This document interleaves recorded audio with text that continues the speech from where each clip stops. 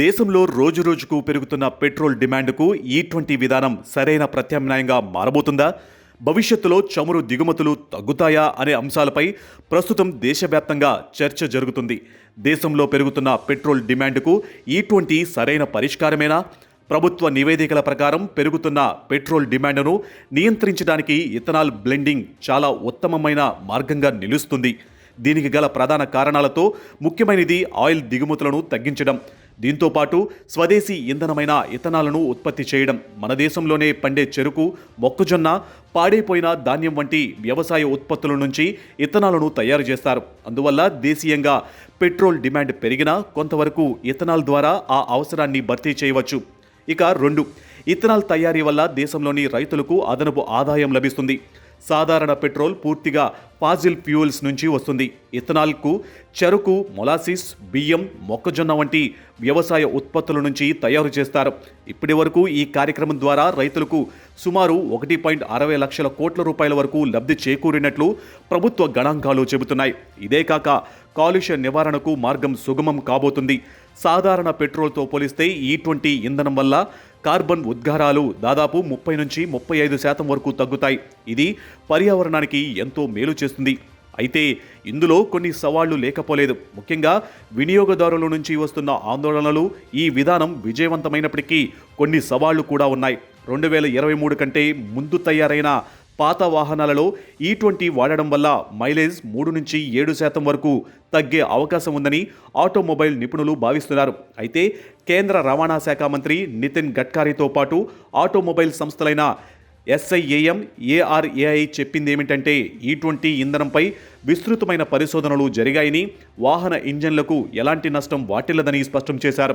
ఒక్క కారు పాడైందని నిరూపించండి ఈ పెట్రోల్పై అంటూ గడ్కరీ సవాల్ విసరడం ఇప్పుడు దేశవ్యాప్తంగా చర్చనీయాంశంగా మారింది.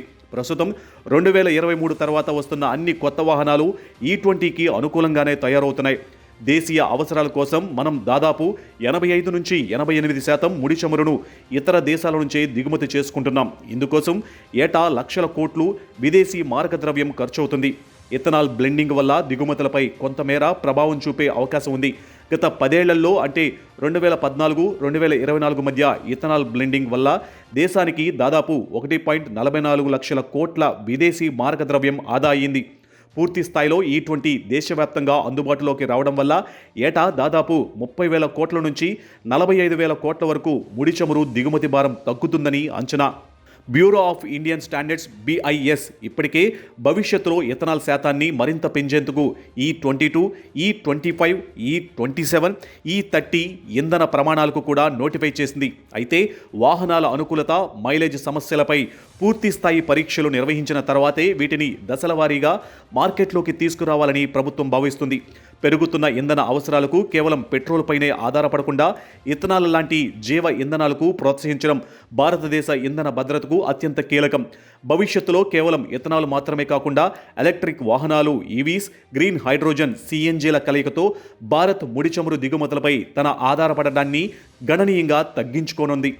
భారతదేశం తన ఇంధన అవసరాల కోసం ప్రపంచంలోనే 3వ అతిపెద్ద చమురు వినియోగదారుగా ఉంది. ప్రస్తుతం కేంద్రం మొత్తం ముడి చమురు అవసరాల కోసం సుమారు 1.25 లక్షల కోట్ల పైబడి ఖర్చు పెడుతుంది.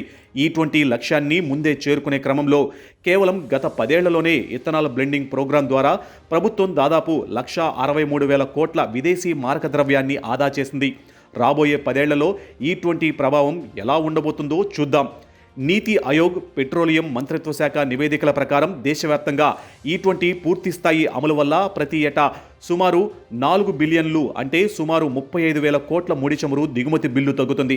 ఇది రానున్న 10 ఏళ్లలో ఈ స్థిరంగా కొనసాగితేనే దాదాపు ₹3 నుంచి 3.5 లక్షల కోట్ల రూపాయల విలువైన విదేశీ మారక ద్రవ్యం దేశానికి మిగులుతుంది.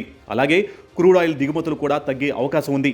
రాబోయే 5 నుంచి 10 ఏళ్లలో 85 నుంచి 100% ఇథనాల్తో నడిచే ఫ్లెక్స్ ఫ్యూయల్ వాహనాలు మార్కెట్లోకి ఎక్కువగా వస్తే చమురు దిగుమతులు మరింత గణనీయంగా తగ్గుతాయి.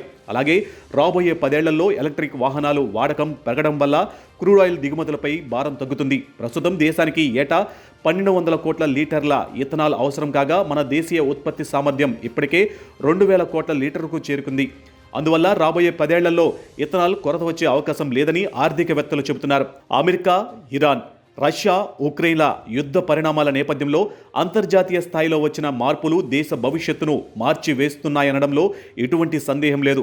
ఇథనాల్ వాడకం పెంచడం ద్వారా పర్యావరణ పరిరక్షణతో పాటు మన రైతులు కనీస మద్దతు ధర కోసం ఉద్యమాలు ధర్నాలు చేసే పరిస్థితులు భవిష్యత్తులో పూర్తిగా తగ్గుతాయని నిపుణులు చెబుతున్నారు.